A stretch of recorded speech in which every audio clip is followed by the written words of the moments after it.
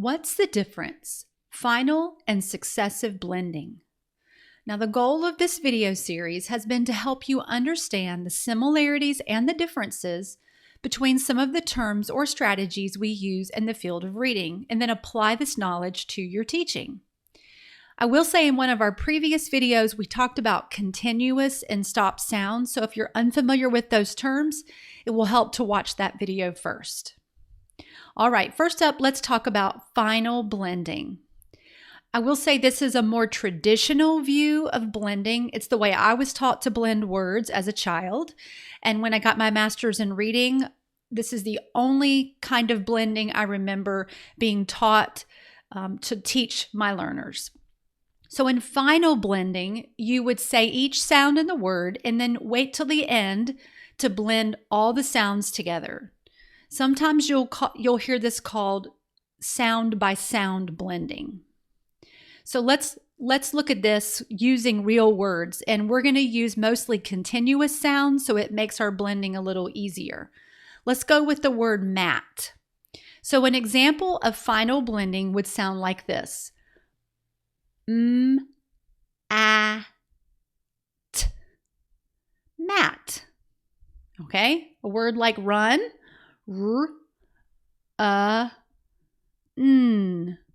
Run.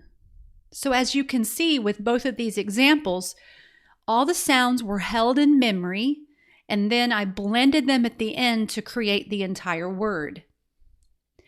Now with successive blending, you say and blend the sounds in the word as you go.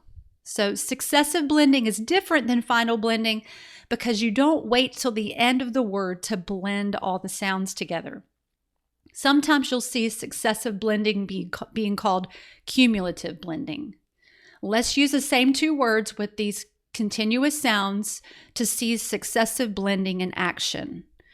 With the word mat, we're going to start with the first sound, just like we did with final blending, but we're only going to add the next sound together, and we're going to blend just those two sounds. Ma, and it can help to stretch it out. Mat, and then we're going to add that T sound. Mat at the end. With the word run, we'll start with the first sound. Stretch it out. Run. Run. So we're starting with the first two sounds, blending those together, and then adding the final sound.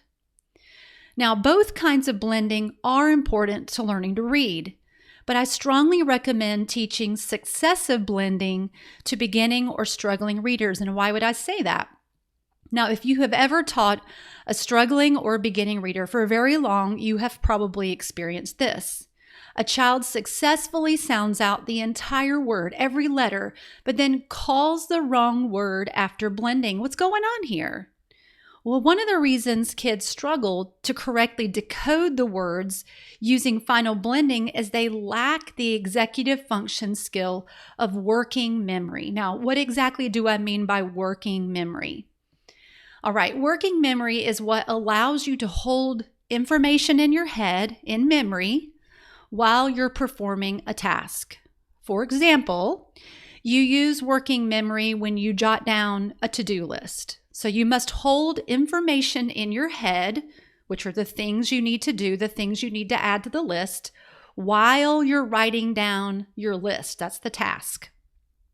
Working memory is also used when you dial a phone number, although smartphones have really helped us here, but you must hold information in your head. So while you're dialing the number, you have to remember why you're calling. So you're holding information in your head, which is why you're calling, while you dial the number, which is the task.